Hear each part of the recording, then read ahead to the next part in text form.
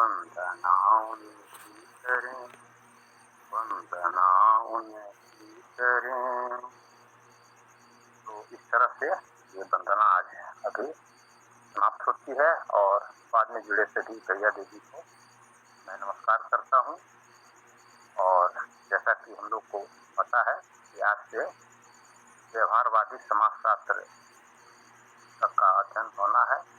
इस क्रम में संदीप भैया जी को मैं आमंत्रित करता हूँ कि आगे की कार्यक्रम प्रस्तुत करें। तो स्वागत है संदीप भैया जी। धन्यवाद महेंद्र भैया और सभी को सुप्रभात, सभी को नमस्ते। मेरी आवाज ठीक आ रही है भैया? आ रही है भैया, आ रही है। बहुत सुंदर जी भैया नमस्कार, आवाज़ बहुत अच्छी आ रही है जी। जी धन्यवाद रविशंकर भाई। आज दीपक भाई, अजय भाई सब लोग जुड़े हैं, अच्छा लग रहा है। मैं दो अंतर देखा। एक तो जो ये डिजिटल फॉर्मेट का बुक है, इसमें शुरुआत में बाबा जी का परिचय है, जबकि जो हार्ड कॉपी में बुक है उसमें शुरुआत में विकल्प है। तो ये दोनों ही पढ़ने का मन मेरा कर रहा है। आप लोगों की सहमति कैसी है? उसके बाद मैं अध्याय 1 से पठन शुरू करना चाहता हूँ।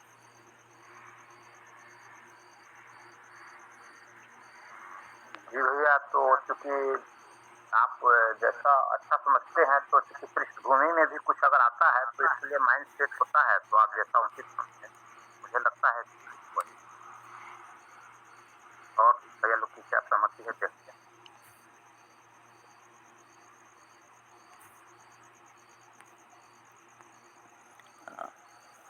आपके साथ सहमत है। जी धन्यवाद। और किसी की आवाज नहीं आई, मतलब सहमति है। बढ़िया, दोनों ही पढ़ा जाए। जी विकल्प ऑप्शन में होता पढ़ सकते हैं आपसे जी।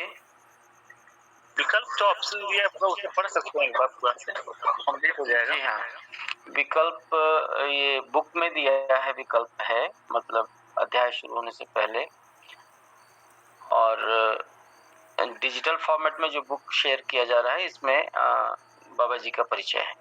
ए नागराज एक जीवित अस्तित्व दर्शन। तो मैं पढ़ना शुरू करता हूँ बाबा जी के परिचय से।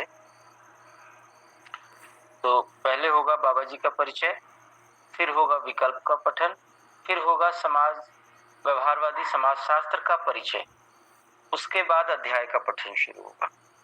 इस तरह से ये पठन का क्रम है।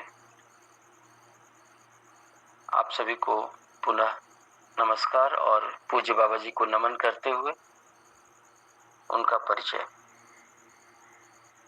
ए नागराज एक जीवित अस्तित्व दर्शन।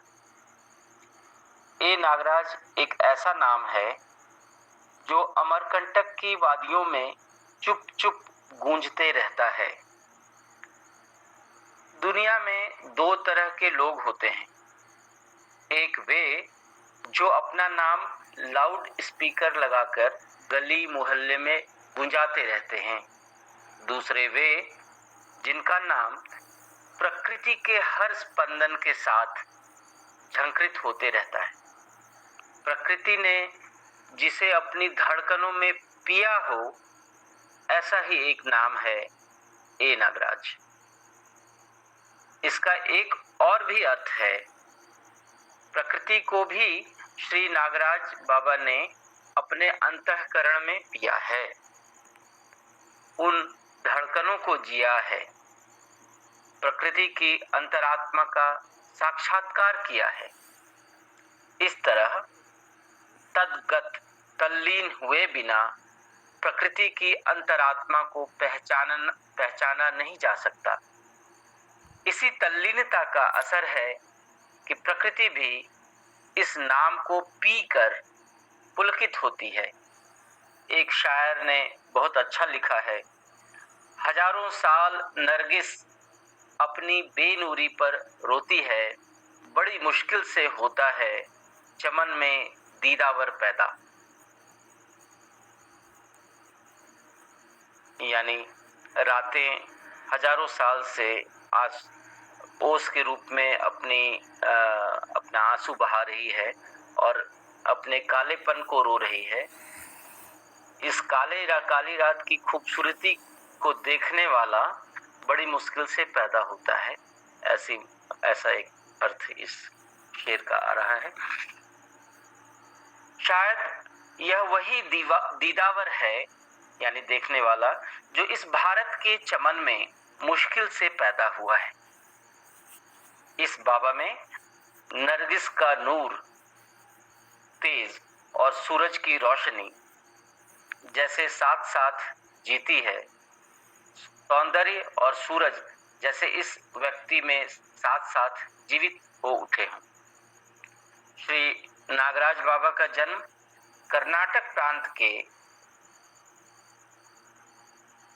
उस समय के मैसूर राज्य के एक छोटे से गांव अग्रहार में 14 जनवरी सन 1920 को सूरज ढलने के बाद, जब रात्रि देवी चुपचाप धरती पर उतर रही थी, तब रात्रि लगभग 6 से 8 के बीच हुआ। यह स्थान वर्तमान में भी जिला हासन है। बाबा जी के पिता श्री थे श्री नरसिंह शर्मा, मां थी श्रीमती वेकम्मा, गोत्र भारद्वाज। दक्षिण भारत के सुप्रसिद्ध वेद पाठी, शास्त्राभ्यासी, कट्टरपंथी, परिश्रमी, घोर सेवा भावी, श्रेष्ठ ब्राह्मण कुल में आपका जन्म हुआ। हम लोग संस्कृत भाषा में एक सूक्ति पढ़ते हैं, ब्रह्म जानोति ब्राह्मणः, अर्थात ईश्वर को जानने वाला ब्राह्मण होता है। आज तो यह सवाल सर्प की तरह सिर उठाने लगा है कि क्या सचमुच ब्राह्मण लोग ब्रह्म को, ईश्वर को जानते हैं? अगर ईश्वर को नहीं जानते तो किस बात के ब्राह्मण हैं? ईश्वर के बारे में पढ़ने के लिए बहुत से ग्रंथ हैं, जिसमें वेदों का प्रचलन एवं सम्मान सर्वाधिक है। बाबा जी का कुल वेदमय रहा। निरंतर वेद ध्वनि, वेद चर्चा होती रहती थी, जैसे घर के छप्पर से भी वेद की ऋचाएं फूट रही हो। परंपरानुसार बाबा जी ने भी अपने मामा चित्रप्पा से, जो इस देश के सुविख्यात प्रकांड पंडित थे, 11 उपनिषदों एवं वेदांत दर्शन को पढ़ा। उन्होंने उस समय की गंभीर और प्रतिष्ठित श्री विद्या उपासना तंत्र विधि से पूर्णाभिषेक कृत्य को संपन्न किया। बाबा को 16-17 वर्ष की उम्र तक पढ़ने से विरक्ति रही। उसके बाद भी पढ़ने की बहुत प्रवृत्ति नहीं रही। परिवार सहज उपासना अभ्यास में प्रवृत्ति रही। परिवार के सम्मान को यथावत बनाए रखने का उद्देश्य बना रहा। बाबा जी की मां को आयुर्वेद एवं ज्योतिष शास्त्र का बहुत अच्छा अभ्यास था, अतः बाबा जी ने आयुर्वेद एवं ज्योतिष का अध्ययन अपनी माताजी से ही किया। बाबा जी 3 भाई 3 बहनें थीं। बाबा जी अपने भाइयों में मंझले हैं। परिवर्तन संसार का नियम है। सोया हुआ आदमी भी करवट लेता है, तो जागने के लिए उत्सुक आदमी की जिंदगी में भी परिवर्तन स्वाभाविक था। बाबा जी ने गंभीर साधना के निमित्त पंपापति, यानी हम्पी, जो आंध्र प्रदेश में है, में लगभग 1 माह एकांतवास किया। वे श्री विद्या की उपासना में निमग्न रहे। शक्ति विद्या के मूल स्वरूप का नाम श्री विद्या है। उपासना के लिए श्री देवी को 3 अवस्थाओं में स्वीकारा गया है: बाला, त्रिपुर सुंदरी और राज राजेश्वरी। परंपरा में यही 3 अवस्थाएं पाई जाती हैं। इन तीनों अवस्थाओं से इंगित स्वरूप देवी का बाल्य, यौवन तथा वृद्ध अवस्था है, ऐसा बताया गया है। बाबा के परिवार में श्री विद्या उपासना तंत्र की परंपरा थी ही। उपासना तंत्र अर्थात मंत्र से स्वयं अभिभूत होना, मंत्र, यंत्र, पूजा स्थली एवं पद्धति से अभिभूत होना। श्री विद्या का पंचाक्षरी, पंचदशी, राजेश्वरी, षोडशी मंत्र से बाबा दीक्षित रहे। देवी देवताओं के रूप उन्हें ध्यान में दिखाई पड़ते थे, यानी स्पष्ट होते थे। बाबा के अनुसार आदमी का मन ही ध्येय और ध्यान के दो स्वरूपों में काम कर देता है। देवी देवताओं की जीवित मुद्रा भंगिमा दिखाई पड़ती थी। यहां से बाबा कन्नड़ भाषा के लोकप्रिय कवि हो गए। अपनी कविता पाठ हजारों हजार श्रोताओं को रात रात भर वे मंत्रमुग्ध करते रहे। लगभग 2 वर्षों तक उनका कवि जीवन प्रभावी रहा, यानी 22 से 24 वर्ष की उम्र तक। लेकिन जनता को रात रात भर कविता सुनाने से क्या हुआ?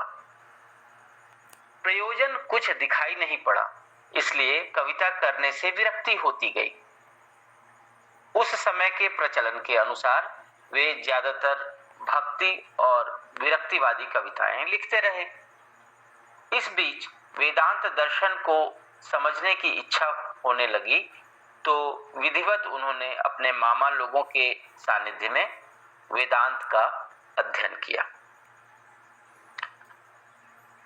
बाबा जी ने अपने गुरु श्रृंगेरी मठ के पीठाधीश्वर श्री चंद्रशेखर भारती के कहने पर सन 1941-42 में भगवान शिव की मोक्षपुरी काशी में रहकर साधना की। वहां भी वे भिक्षा मांगकर नहीं, अपनी रोटी स्वयं कमाते, शेष धन को जरूरतमंदों में बांट देते तथा ध्यान जप करते रहे। दक्षिण भारत के सुप्रसिद्ध संत श्री रमण महर्षि के प्रति भी बाबा जी की बड़ी आस्था रही। बाबा जी ने रमण महर्षि के दर्शन कर उनसे आशीर्वाद प्राप्त किया, पर समाधान नहीं मिला, तृप्ति नहीं मिली।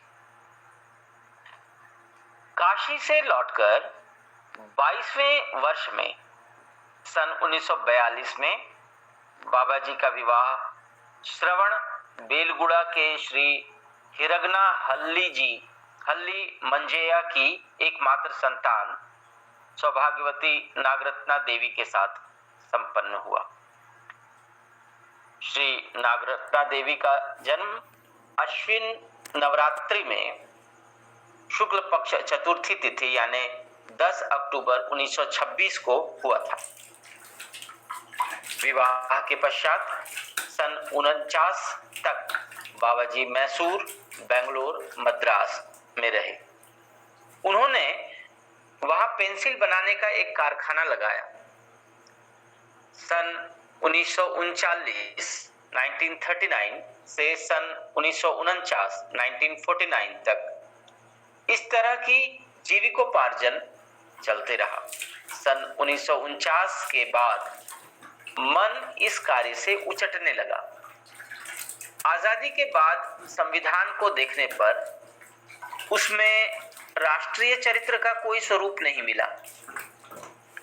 राष्ट्रीय चरित्र अर्थात राष्ट्र के सभी मनुष्यों के आचरण की एक रूपता का कोई स्वरूप इसमें नहीं मिला। देश समाज की दयनीय हालत और अपने भीतर उठे प्रश्नों से बेचैनी बढ़ती गई। फलस्वरूप इन सब मामलों में शोध अनुसंधान की जरूरत है, ऐसा उन्हें लगते रहा। साथ ही इस धरती की मानव परंपरा में मैं भी एक जिम्मेदार व्यक्ति हूँ। मुझे ही यह शोध अनुसंधान में प्राण लगाना चाहिए, ऐसा गंभीर भाव उन्हें मथता रहा। उस समय के सुप्रसिद्ध योगी अरविंद, महात्मा गांधी, महर्षि रमण सभी से मिलकर बाबा जी अपनी जिज्ञासा शांत करने की आशा लगाए रहे, पर तृप्ति नहीं मिली।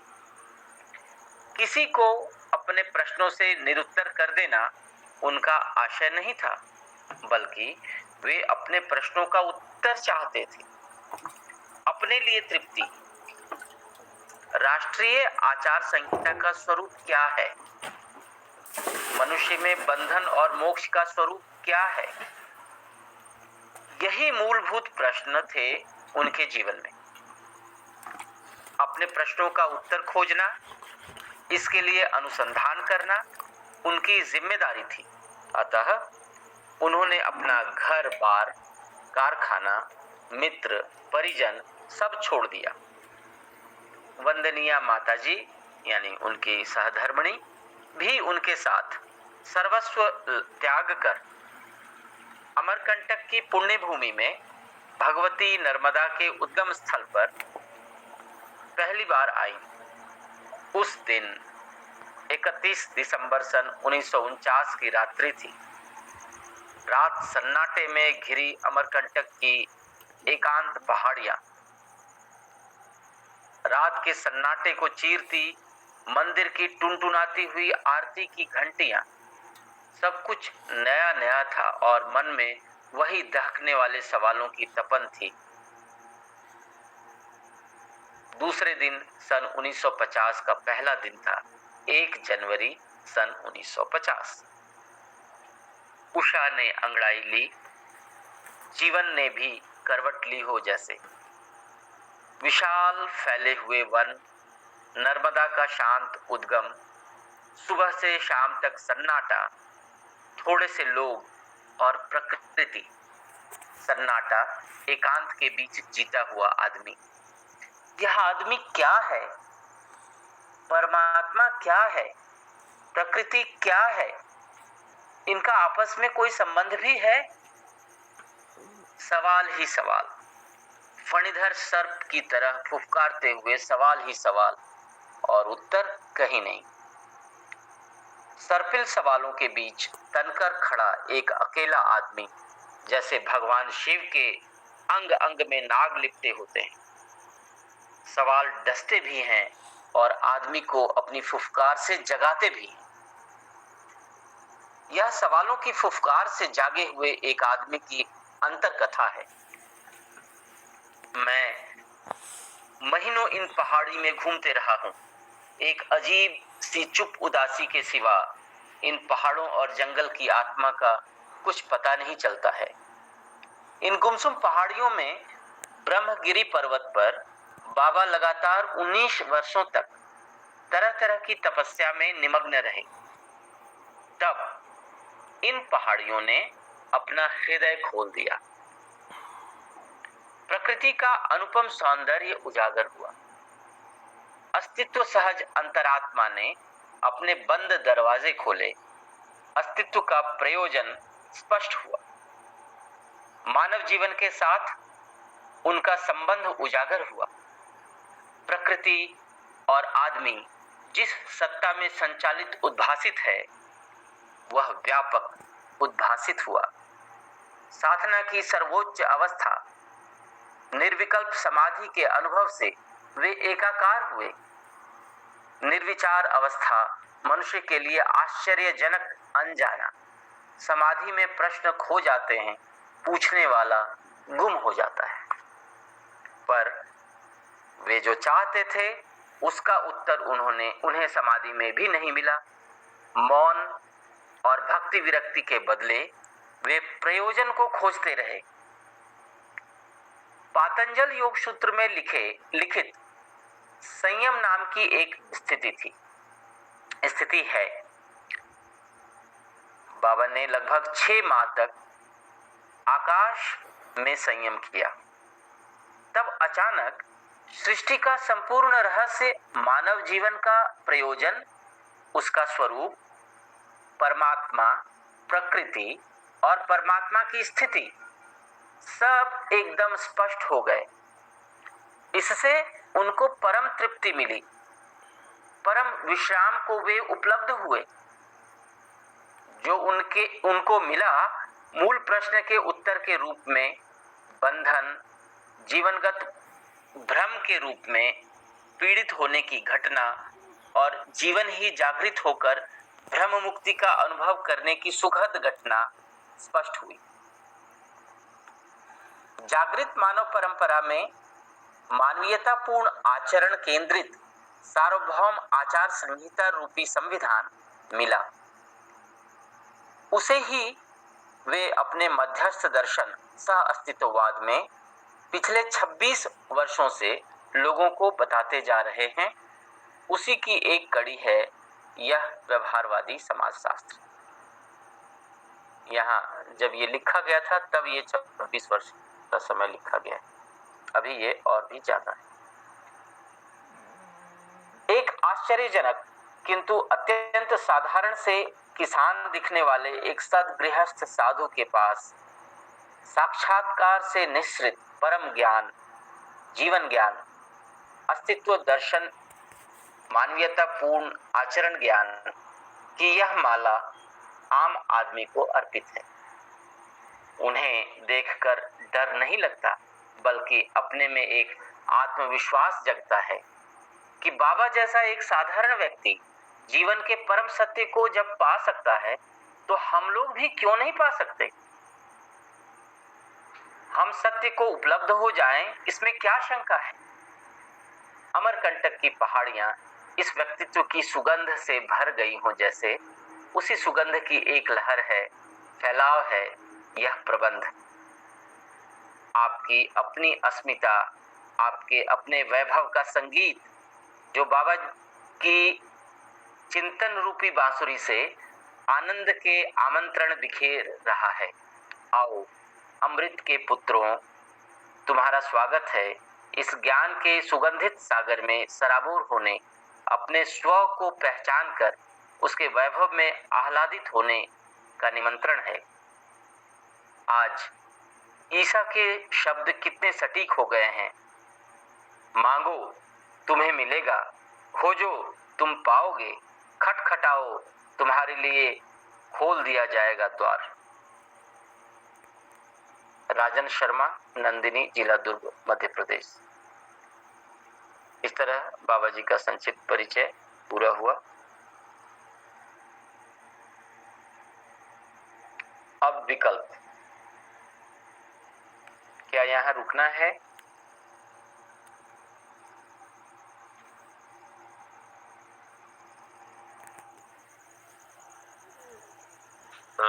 टाइमिंग क्या है भैया? कितने का था? 5:30 बजे तक है। सबकी जो राय बोले से विकल्प हो तो बढ़िया है। बहुत सुंदर आपने पढ़ा दिया। धन्यवाद महेंद्र भैया। आप बताएं, विकल्प शुरू करूं? किताब में विकल्प से शुरू है। जी भैया, इसलिए कि आपने जब इतनी गहराई से इसको देखा है तो आप उसका थोड़ा सा अध्ययन भी किए होंगे, तो आप अच्छा रख पाएंगे। तो लगता है कि इसको ही प्रारंभ किया जाए भैया। जी धन्यवाद भैया। विकल्प पढ़ने के बाद फिर से एक बार तरोताजा होता है, पुस्तक पढ़ने की आवश्यकता समझ में आती, तो मैं विकल्प शुरू करता हूँ। विकल्प कई बिंदुओं में है। पहला बिंदु है अस्थिरता, अनिश्चयता मूलक भौतिक रासायनिक वस्तु केंद्रित विचार बनाम विज्ञान विधि से मानव का अध्ययन नहीं हो पाया। रहस्य मूलक आदर्शवादी चिंतन विधि से भी मानव का अध्ययन नहीं हो पाया। दोनों प्रकार के वादों में मानव को जीव कहा गया है। विकल्प के रूप में प्राप्त अस्तित्व मूलक मानव केंद्रित चिंतन विधि से मध्यस्थ दर्शन सहअस्तित्ववाद में मानव को ज्ञान अवस्था में होने का पहचान किया एवं कराया।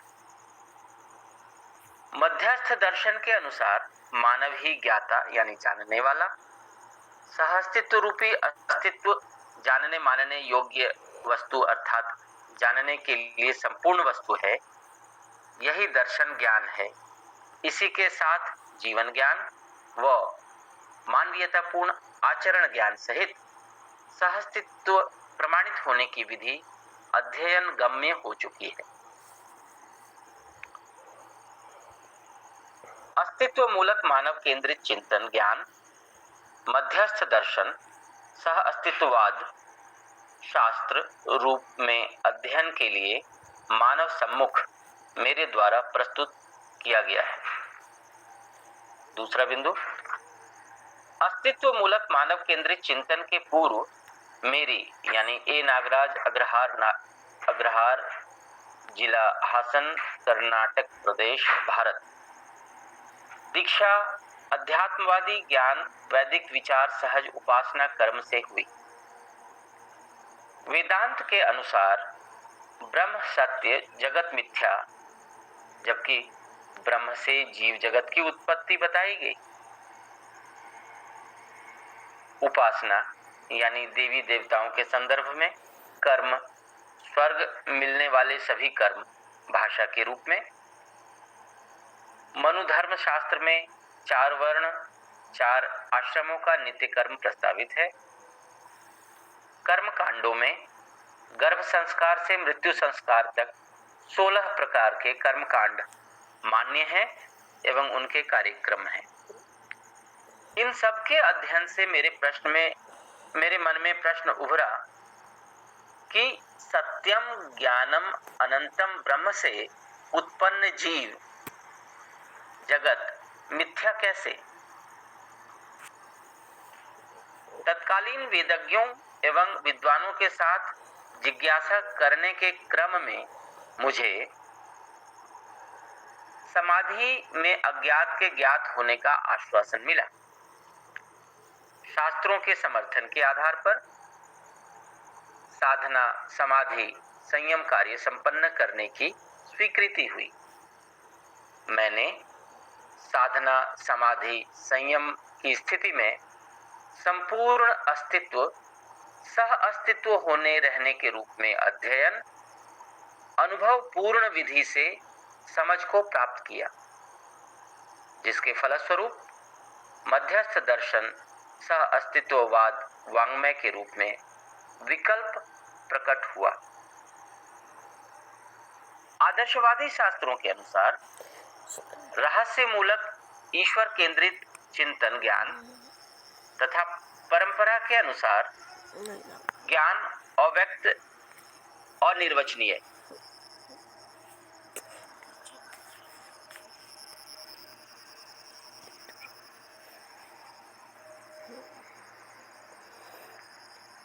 विकल्प के अनुसार ज्ञान व्यक्त वचनीय अध्ययन विधि से बोधगम्य व्यवहार विधि से प्रमाण सर्वसुलभ होने के रूप में स्पष्ट हुआ। अस्थिरता अनिश्चयता मूलक भौतिकवाद के अनुसार वस्तु केंद्रित चिंतन केंद्रित विचार में विज्ञान को ज्ञान माना, जिसमें नियमों को मानव निर्मित करने की बात कही गई है। इसके विकल्प में सहअस्तित्व रूपी अस्तित्व मूलक मानव केंद्रित चिंतन ज्ञान के अनुसार अस्तित्व स्थिर, विकास और जागृति निश्चित, संपूर्ण नियम प्राकृतिक होना रहना प्रतिपादित है। अस्तित्व केवल भौतिक रासायनिक न होकर भौतिक रासायनिक एवं जीवन वस्तुएं व्यापक वस्तु में अविभाज्य वर्तमान है। यही मध्यस्थ दर्शन सह अस्तित्ववाद शास्त्र सूत्र है।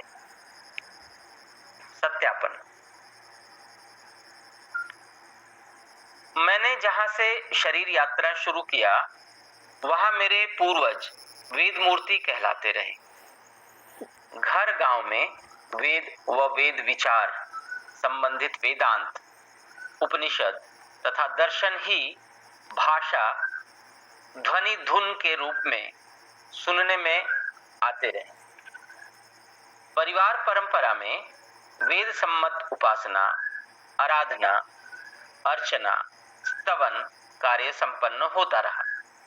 हमारे परिवार परंपरा में शीर्ष कोटि के विद्वान, सेवाभावी तथा श्रमशील व्यवहार अभ्यास एवं कर्माभ्यास सहज रहा, जिसमें से श्रमशीलता एवं सेवा प्रवृत्तियां मुझको स्वीकार हुआ। विद्वता पक्ष में प्रश्न चिन्ह रहे। प्रथम प्रश्न उभरा कि ब्रह्म सत्य से जगत व जीव का उत्पत्ति मिथ्या कैसे? दूसरा प्रश्न, ब्रह्म ही बंधन एवं मोक्ष का कारण कैसे? तीसरा प्रश्न, शब्द प्रमाण या शब्द का धारक वाहक प्रमाण, आप्तवाक्य प्रमाण या आप्तवाक्य का उद्गाता यानी गाने वाला प्रमाण, शास्त्र प्रमाण या प्रणेता प्रमाण। समीचीन परिस्थिति में एक और प्रश्न उभरा, चौथा प्रश्न, कि भारत में स्वतंत्रता के बाद संविधान सभा गठित हुआ, जिसमें राष्ट्र, राष्ट्रीयता, राष्ट्रीय चरित्र का सूत्र व्याख्या न होते हुए जनप्रतिनिधि पात्र को स्वीकृति संविधान में होना, वोट नोट यानी धन गठबंधन से जनादेश व जनप्रतिनिधि कैसा, संविधान में धर्मनिरपेक्षता एक वाक्य एवं उसी के साथ अनेक जाति, संप्रदाय, समुदाय का उल्लेख होना, संविधान में समानता एक वाक्य, उसी के साथ आरक्षण का उल्लेख और संविधान में उसकी प्रतिक्रिया होना, जनतंत्र शासन में जनप्रतिनिधियों की निर्वाचन प्रक्रिया में वोट नोट का गठबंधन होना, ये कैसा जनतंत्र है? समानता व धर्मनिरपेक्षता। इन प्रश्नों के जंजाल से मुक्ति पाने को तत्कालीन विद्वान वेद मूर्तियों, सम्माननीय ऋषि महर्षियों के सुझाव से अज्ञात को ज्ञात करने के लिए समाधि एकमात्र रास्ता बताए, जिसे मैंने स्वीकार किया।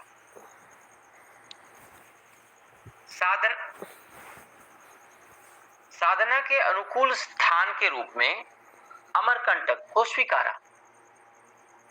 सन 1950 से साधना कर्म आरंभ किया। सन 1960 के दशक में यानी 1960 के दशक में साधना में प्रौढ़ता आई। सन 1970 में समाधि संपन्न होने की स्थिति स्वीकारने में आया।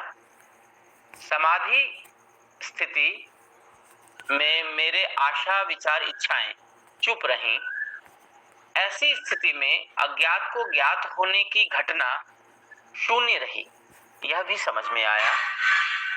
यह स्थिति सहज साधना हर दिन 12 से 18 घंटे तक होती रही। समाधि, ध्यान, धारणा क्रम में संयम स्वयं स्फूर्त प्रणाली में मैंने स्वीकारी। 2 वर्ष बाद संयम होने से समाधि होने का प्रमाण स्वीकारा। समाधि से संयम संपन्न होने की क्रिया में भी 12 घंटे से 18 घंटे लगते रहे। फलस्वरूप संपूर्ण अस्तित्व, सह-अस्तित्व, सहज रूप में रहना होना मुझे अनुभव हुआ, जिसका वाङ्मय मध्यस्थ दर्शन सह अस्तित्ववाद शास्त्र के रूप में प्रस्तुत हुआ। सह अस्तित्व व्यापक वस्तु में संपूर्ण जड़ चैतन्य संपृक्त एवं नित्य वर्तमान होना समझ में आया। सह अस्तित्व में ही परमाणु में विकास क्रम के रूप में भूखे अजीर्ण व परमाणु में ही विकास पूर्वक तृप्त गठन परमाणुओं के रूप में जीवन होना रहना समझ में आया। सह अस्तित्व में ही गठन पूर्ण परमाणु चैतन्य इकाई जीवन रूप में होना समझ में आया। सह अस्तित्व में ही भूखे व अजीर्ण परमाणु अणु व प्राण कोशिकाओं से ही संपूर्ण भौतिक व रासायनिक रचनाएं तथा परमाणु अणुओं से रचित धरती तथा अनेक धरतियों का रचना स्पष्ट होना समझ में आया। अस्तित्व में भौतिक रचना रूपी धरती पर ही यौगिक विधि से रसायन तंत्र प्रक्रिया सहित प्राण कोशिकाओं से रचित रचनाएं संपूर्ण वन वनस्पतियों के रूप में समृद्ध होने के उपरांत प्राण कोशिकाओं से ही जीव शरीरों का रचना रचित होना और मनुष्य शरीर का भी रचना संपन्न होना व परंपरा होना समझ में आया। सह अस्तित्व में ही शरीर व जीवन के संयुक्त रूप में मानव परंपरा होना समझ में आया। सह अस्तित्व में से के लिए सह अस्तित्व नित्य प्रभावी होना समझ में आया। यही नियति क्रम होना समझ में आया। नियति विधि सह अस्तित्व सहज विधि से ही अस्तित्व में चार अवस्थाएं पदार्थ अवस्था, प्राण अवस्था, जीव अवस्था, ज्ञान अवस्था और अस्तित्व में चार पद प्राण पद, भ्रांति पद, देव पद, दिव्य पद और विकास क्रम विकास जागृति क्रम जागृति है। जागृति सहज मानव परंपरा ही मानवत्व सहित व्यवस्था समग्र व्यवस्था में भागीदारी नित्य वैभव होना समझ में आया। इसे मैं सर्व शुभ सूत्र माना और सर्व मानव में शुभ अपेक्षा होना स्वीकारा। फलस्वरूप चेतना विकास मूल्य शिक्षा संविधान आचरण व्यवस्था सहज सूत्र व्याख्या मानव सम्मुख प्रस्तुत किया हूं। भूमि स्वर्ग हो, मनुष्य देवता हो, धर्म सफल हो, नित्य शुभ हो। ए नागराज। विकल्प का स्वरूप कार्य व्यवहार रूप में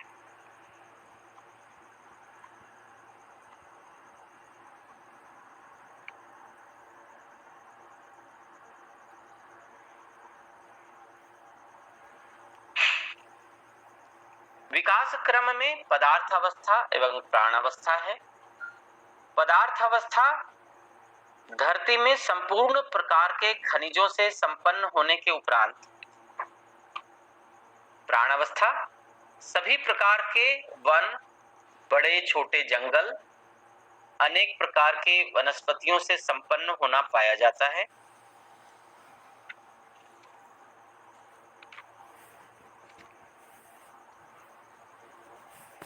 क्षमा कीजिएगा, मैंने विकल्प की पुस्तक से पढ़ना शुरू किया था, इसलिए इस किताब में यहीं तक था जहां भूमि स्वर्ग हो, मनुष्य देवता हो, धर्म सफल हो, नित्य शुभ हो। तो हम लोग यहीं विकल्प को छोड़ते हैं और पुस्तक से जो हार्ड कॉपी में है व्यवहारवादी समाजशास्त्र परिचय इसके लिए कार्यक्रम, वहां से पढ़ना शुरू करते हैं। क्योंकि सॉफ्ट कॉपी इसे पढ़ रहा था मैं और अंधेरा छाया हुआ था, तो मुझे ध्यान नहीं रहा कि हार्ड कॉपी में कहाँ तक है। अब जब बिजली आ गई है तो मैं इसको यहाँ रोकता हूँ।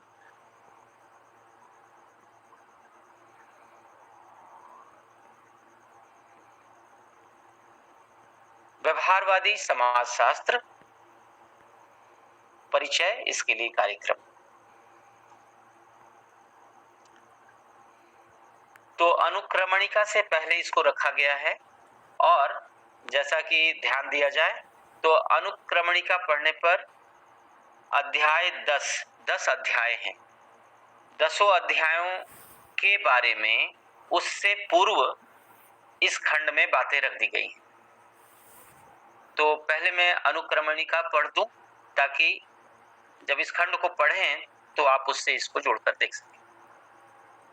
पहला अध्याय है मानव परंपरा में अनेक समुदाय और सामाजिक पराभव एवं वैभव सहज संभावना। यह 25 पृष्ठों में है। दूसरा अध्याय है व्यवहारवादी समाजशास्त्र की परिभाषा। यह 26 से 41 पृष्ठ तक है। जीवन ज्ञान की ओर संकेत। यह 42 से 57 पृष्ठ में है। चौथा अध्याय है व्यवहारवादी समाजशास्त्र का स्वरूप। पांचवा अध्याय है मानवीय संविधान का धारक वाहकता।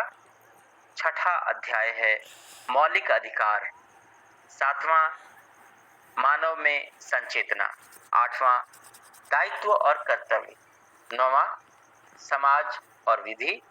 10वां और आखिरी मूल्यांकन। तो ये अध्यायों के नाम थे। अब ये खंड जो उसके पूर्व में रखा गया है। अखंड समाज सार्वभौम व्यवस्था की अवधारणाओं को स्थापित करना इस व्यवहारवादी समाजशास्त्र का उद्देश्य है। इस पंक्ति को मैं दोबारा पढ़ना चाहूंगा क्योंकि व्यवहारवादी समाजशास्त्र का उद्देश्य उल्लिखित है। अखंड समाज सार्वभौम व्यवस्था की अवधारणाओं को स्थापित करना इस व्यवहारवादी समाजशास्त्र का उद्देश्य है।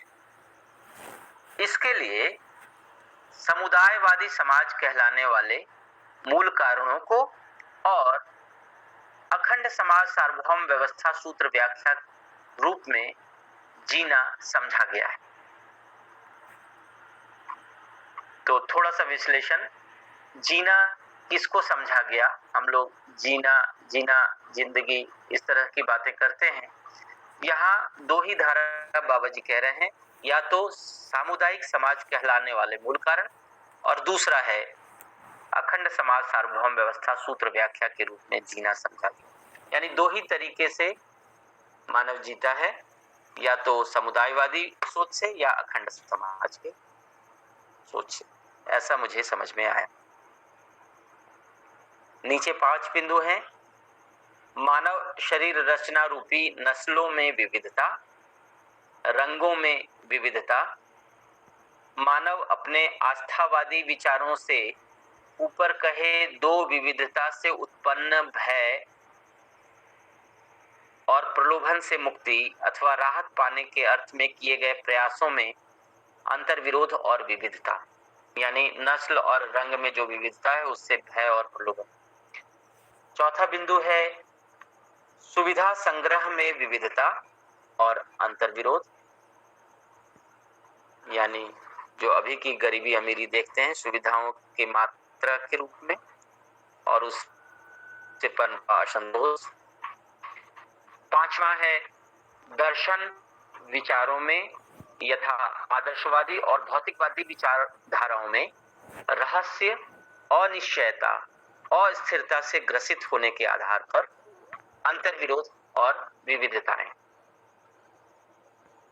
इन्हीं 5 कारणों के आधार पर संपूर्ण प्रकार के व्यवहार, आचरण, उत्सवों में परस्पर अंतर्विरोध होने के कारण ये सभी मिलकर, जुड़कर, घटकर भी मानव संतुष्टि का आधार नहीं बन पाई।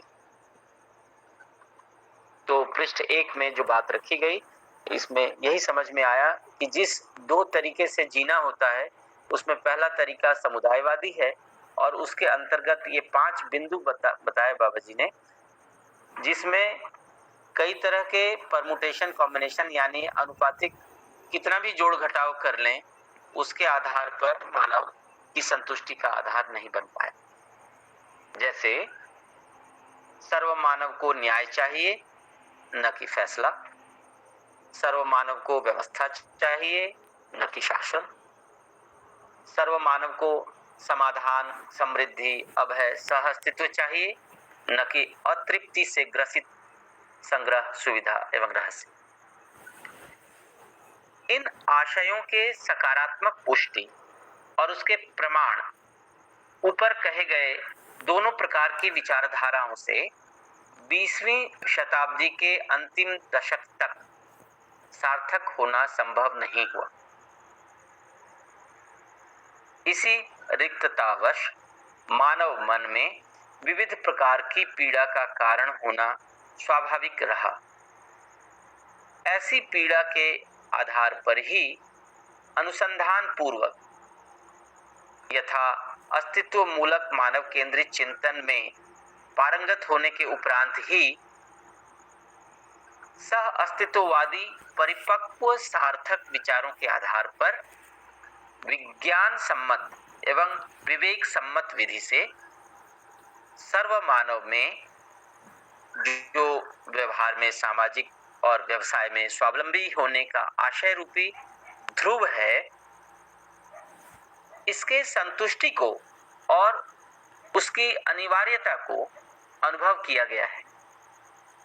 फलस्वरूप व्यवहारवादी समाजशास्त्र की परिभाषा अखंड समाज सार्वभौम व्यवस्था के रूप में सह अस्तित्व और जागृति सूत्र के आधार पर व्याख्यायित हुई, जिसका स्वरूप शैक्षणिक विधि से सर्वसुलभ होने के साथ साथ उसके सुयोग्य पद्धति प्रणाली सहित स्वायत्त मानव के रूप में प्रमाणित होने की संपूर्ण विधियों को बोध और हृदयंगम किया गया। बोध का तात्पर्य अनुभव की रोशनी में अथ से इति तक वस्तु के रूप में स्वीकारने से है। हृदयंगम का तात्पर्य विज्ञान सम्मत विवेक, विवेक सम्मत विज्ञान से है।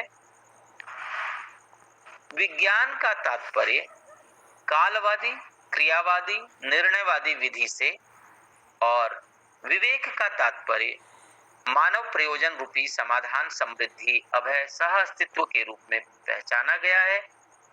इसे सर्वविदित कराने की इच्छा से ही इस व्यवहारवादी समाजशास्त्र को संप्रेषित किया है। तो इस तरह से ये जो पैराग्राफ समाप्त होता है, ये चैप्टर 1 का विषय वस्तु सार रूप में था। अगला पैराग्राफ चैप्टर 3 का सार रूप रखा है। पृष्ठ संख्या इसमें नहीं दी हुई है, शुरुआती है इसलिए। इस व्यवहारवादी समाजशास्त्र में विज्ञान और विवेक सम्मत विधि से जीवन ज्ञान, अस्तित्व दर्शन ज्ञान और मानवीयता पूर्ण आचरण ज्ञान को मानव प्रयोजन, जागृति, विकास और पूरकता जैसे सार्वभौम वस्तुओं के योग संयोग विधि सहित अध्ययन गम्य कराया गया है। इस तथ्य की भी सूचना परिचय प्रस्तुत किया गया है कि परमाणु ही अस्तित्व में निरंतर पाए जाने वाले व्यवस्था का आधार है। इसी के साथ साथ अस्तित्व में संपूर्ण इकाई अपने त्व सहित व्यवस्था होना प्रतिपादित किया गया है। इसी क्रम में परमाणु ही विकास पूर्वक अर्थात परमाणु अंश बढ़ने की विधि से परमाणु तृप्ति के बिंदु को पहचाना गया है। परमाणु तृप्ति के लिए जितने परमाणु अंशों की आवश्यकता है, उससे अधिक होने पर अजीर्णता को और कम होने की स्थिति में भूखे की संज्ञा में आना देखा गया है। साथ ही तृप्त परमाणु ही जीवन पद में वैभवित होना देखा गया है। यही चैतन्य इकाई है जिसमें अक्षय शक्ति, अक्षय बल होना स्पष्ट हुई है। ऐसे अक्षय शक्ति, अक्षय बल को मानव में अध्ययन पूर्वक प्रमाणित होने के संपूर्ण विधियों को समझा गया है, जिसका सामान्य अध्ययन इस व्यवहारवादी समाज शास्त्र में प्रस्तुत किया गया है। तो इस तरह से इस पैराग्राफ में जो तीसरा अध्याय है यानी जीवन ज्ञान की ओर संकेत वाला अध्याय, उसका सार था। अभी तकरीबन 6 मिनट या 5 मिनट बचे हैं। आगे का पठन करना है या रुकना है या कुछ बात करनी है, या कल का दिन आगे के पठन के लिए या आज के पठन पर चर्चा के लिए करना है, इन बातों को थोड़ा तय कर लिया जाए। महेंद्र भैया। जी भैया, धन्यवाद। तो जितना अब तक आपने अभी पढ़ा, तो भैया दीदी को लगता है कि कुछ जिज्ञासा बनती है तो रखें भैया, ताकि सभी मिल करके उसका सोल्यूशन निकाले और उसका उत्तर प्राप्त किया जा सके। तो किसी को जिज्ञासा हो तो रखें भैया।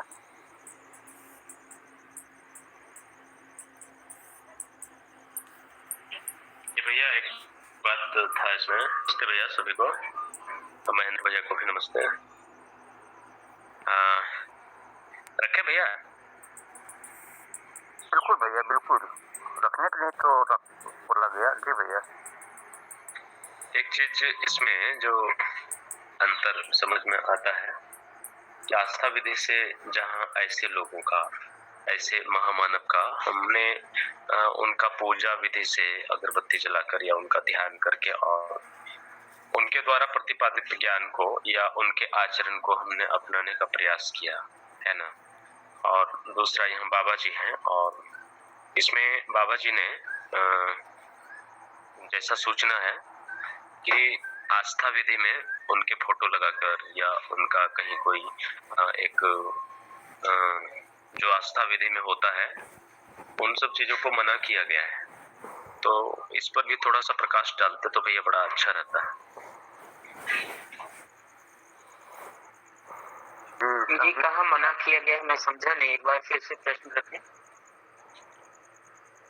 नहीं, बाबा जी का जैसे बाबा जी ने स्वयं का फोटो या मूर्ति, कोई मंदिर ऐसा ना बने, है ना, ऐसा उन्होंने कहा है।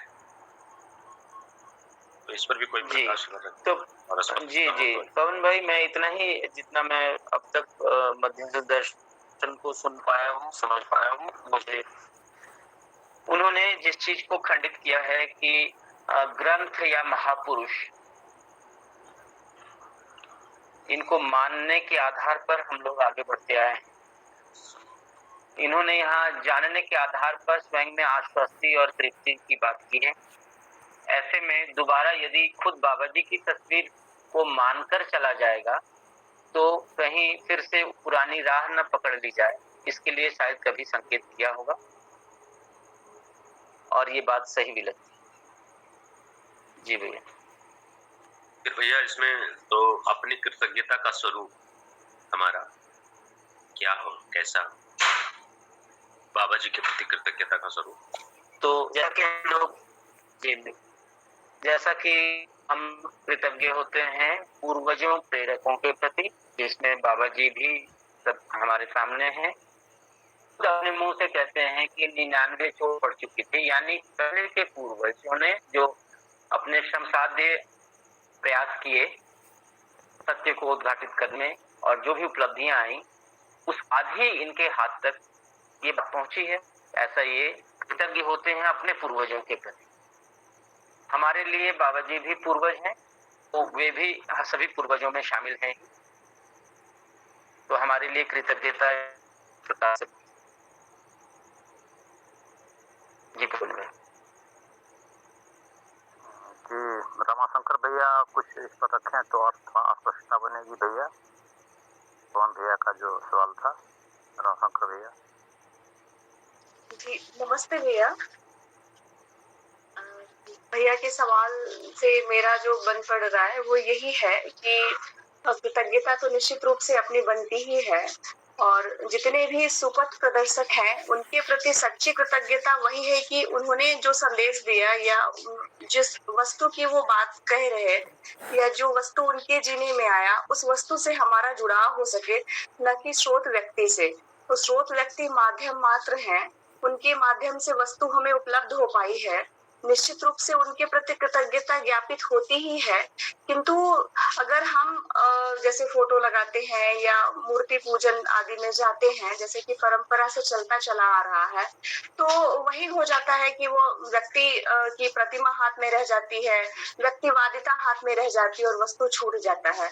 और जैसा कि तमाम धर्म संप्रदाय के साथ हुआ, उनके पतन का वो कारण बना, वैसा ही कहीं यहाँ पर भी ना हो जाए कि ये दर्शन पूरा हुआ है, एक अनुसंधान जो मानव जाति का हमारे समक्ष उपलब्ध हो पाया, तो हम उसके मर्म को समझ पाए और उसको अपने जीवन में अपने आचरण में ला पाए, ऐसा मुझे लगता है। जी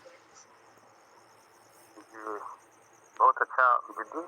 हम तो दीदी जी जी मुझे भी लगता है भैया, एक मिनट, मुझे भी लगता है कि मैंने चित्र की पूजा न की जाए बल्कि चरित्र की जाए, और व्यक्ति की पूजा न हो बल्कि व्यक्तित्व की पूजा हो।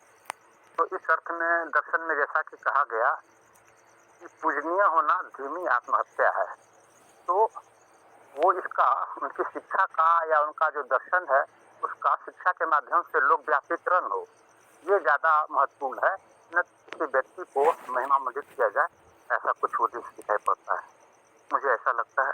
तो समीर भैया कुछ बोल रहे थे।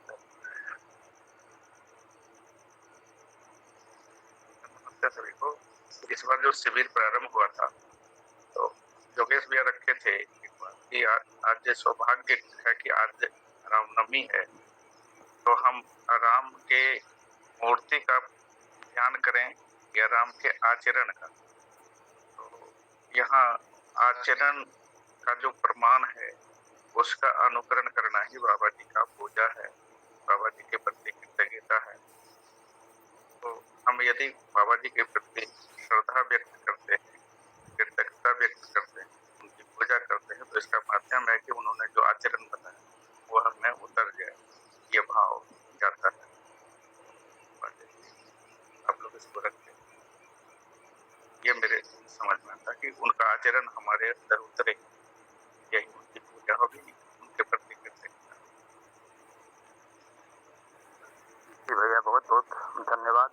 और किन्हीं भैया या दीदी का कोई सवाल हो, जो उसमें कौतूहल हो, जिज्ञासा हो, तो यहाँ रखें, अभी हमारे पास समय है 5-10, कोई और रख सकते हैं तो रखें भैया।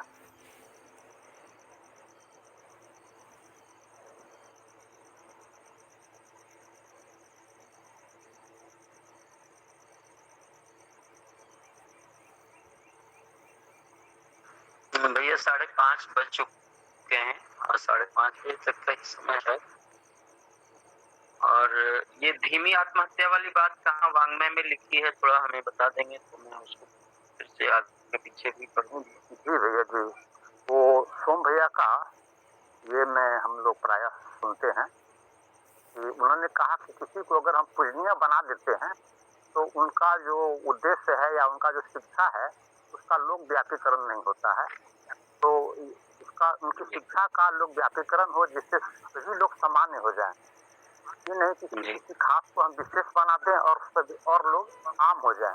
इस अर्थ में सोम भैया का ये में हमने प्रायः सुनते हैं। जी, तो लेकिन आपने जो संदर्भ दिया वो वांग्मय में कहीं लिखा है, ऐसा कहा आपने, तो मैं इतना ही अनुरोध करूंगा कि जब भी प्रबोधों के जी जी जी आपके मुंह से निकला वो वांग्मय शब्द, इसीलिए मैंने ये जिज्ञासा की कि वांग्मय में कहाँ लिखा है।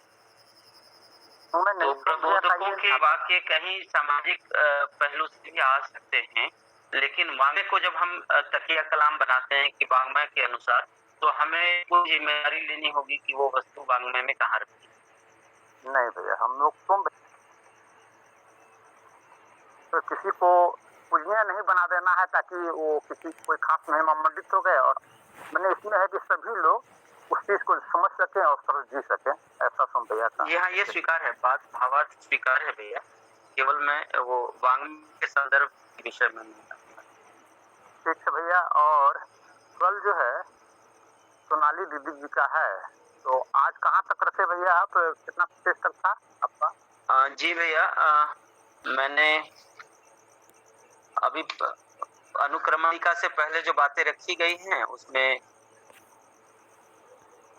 ये पहला, दूसरा, तीसरा पेज का जो पैराग्राफ खत्म होता है वहां तक किया है। तो पहला चैप्टर व्यवहार में पहला चैप्टर का तीसरा पेज है? नहीं, अभी चैप्टर शुरू कहाँ हुआ है भैया।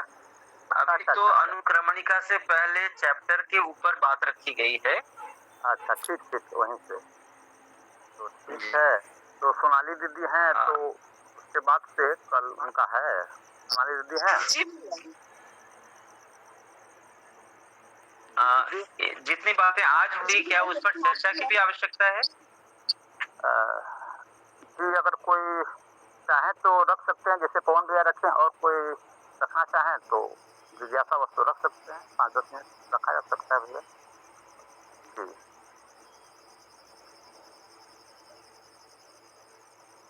पर तो पहले से तय था कि जो व्यक्ति पठन करते हैं वही रखते हैं तो ज्यादा अच्छा से आता है। तो पूर्व में तय था, उसी हिसाब से चले। पढ़ रहे हैं संदीप भैया तो संदीप भैया रखें, और इनसे कुछ छूटता है तो दूसरे व्यक्ति रखें, ऐसा पहले से तय था। तो उसको यदि ध्यान में रखा जाए तो मेरे समझ से ज्यादा बेहतर होगा, क्योंकि पढ़े हुए व्यक्ति को ज्यादा ध्यान में जाता है, सुने हुए व्यक्ति को उससे कम ध्यान जाता है। देख ले इसको एक बार। थोड़ा सा महत्वपूर्ण बिंदु पर आप चर्चा कर सकते हैं, तो जो आपको लगता है कि इम्पोर्टेंट है, थोड़ा सा 5 मिनट। जी भैया। जी भैया, आज समय तो पहले बता दिया जाए कि समय हमारे पठन का कब तक है। लेटेस्ट हम लोग 5:45 तक जा सकते हैं भैया, लेटेस्ट लास्ट। अच्छा, नहीं, जैसा समय वो इस जो वो अंतर शोध में जो लिंक भेजते हैं तो उसमें 4:30 से 5:30 का समय लिखा हुआ है। इसलिए मैं थोड़ा सा सोच कर रहा था कि चर्चा मॉर्निंग जरूरत होगी भैया। भैया अभी मॉर्निंग स्कूल की वजह से ना थोड़ी दिक्कत तो आ ही रही है, थोड़ा 1 महीने तक है ना, ऐसा बात में बढ़ा ही सकते हैं जुलाई से, थोड़ा सा है ना। 5:30 बजे ही थोड़ी भागम भाग हो जाती है जी, हमारे लिए थोड़ी सुविधा हो जाती है। बिल्कुल। तो भैया, तो आज नहीं रखते हैं जी, कल मैं शुरुआत रख दूंगा भैया जो इसका सार है, और उसके बाद आगे का जो है दीदी पढ़ लेंगे। कल सोनाली दीदी का है, तो ठीक है, फिर मिलते हैं। सभी को नमस्ते। नमस्ते सभी को। नमस्ते।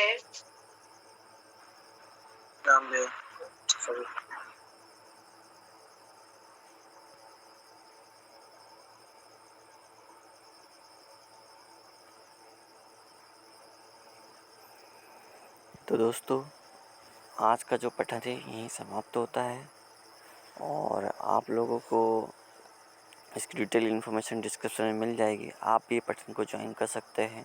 जिन्होंने शिविर कर लिया है आप उनको इनवाइट कर सकते हैं। चलिए, बहुत बढ़िया। तो